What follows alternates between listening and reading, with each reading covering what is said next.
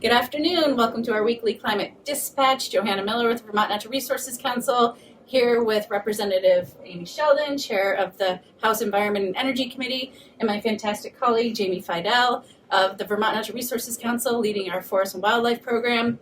It is like a crazy week at the State House. It's the crossover week for the money bills. Legislators have been working very long days and nights, and we're very excited to bring you some great news today on H126, sometimes referred to as the 30 by 30 bill, an incredible biodiversity protection bill that I'm going to give the floor over to these guys for an update on what is happening in that space, but also just wanted to give you an update on there's been some significant progress on climate this past week. The transportation bill has moved out with commitments to complete streets and to continuing to invest in a more clean multimodal transportation system. The budget has been taken up. We heard just today that on a straw vote that fully funding in base budget investments, 3 environmental justice positions may be moving forward. That's really exciting.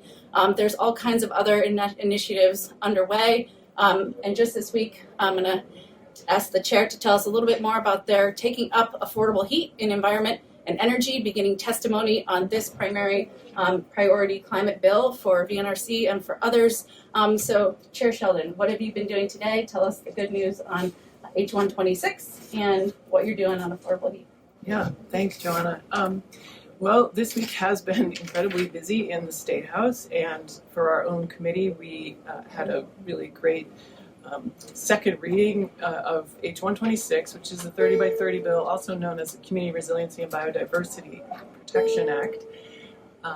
So we had a roll call vote yesterday of 108 to 36, so very strong support on the House. We're about to take it up again for third reading. You can hear the bell ringing.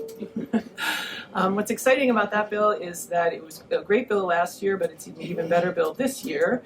And the word's kind of gotten out, and the environmental community and the business community and everybody who loves Vermont is super excited about the goals of conserving 30% of our land by 2030 and 50% by 2050, and excited to help engage in that planning process. So I look forward to successful passage this afternoon and getting that process started. Yeah, so this bill's been a priority for the environmental community. We see great value in being able to have a planning process to think about how we can maintain a resilient landscape in Vermont, both for biodiversity and working with willing landowners to help them conserve their land, and also think about how that also helps maintain viable working lands and our forest economy as well. So there's a lot in this bill that speaks to a lot of the values that we have in Vermont. We know from the Climate Action Plan that trying to implement a plan like this is vitally important also to help maintain carbon storage and just overall maintain a resilient landscape as we're dealing with a lot of challenges and a changing climate. So we're happy to support the bill, and thank you for your work on the bill. Thank you. Thank you so much, Chair Sheldon. Thank you to all of the members of the House that voted in support of this really critical policy. It is part of our climate work in the state of Vermont when we're talking about, adapting and becoming more resilient in a warming world. H126 is going to take a really important step forward in doing that really thoughtfully. It's critical. And then at the same time, continuing to mitigate and reduce pollution to help Vermonters save money and reduce our reliance on costly, price-volatile fossil fuels. So this committee, House Environment and Energy, will be taking up affordable heat.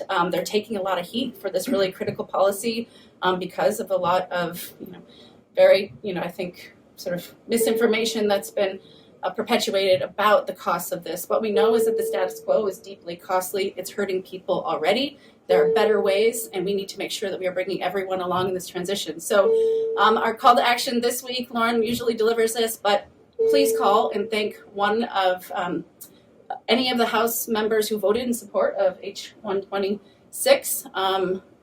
We will send that link to you. And then also please email your reps and ask them to support affordable heat.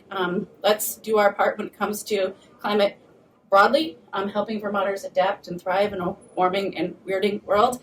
And that is really about H126 and S5. And thank you so much. Have a great weekend and tune in again next week.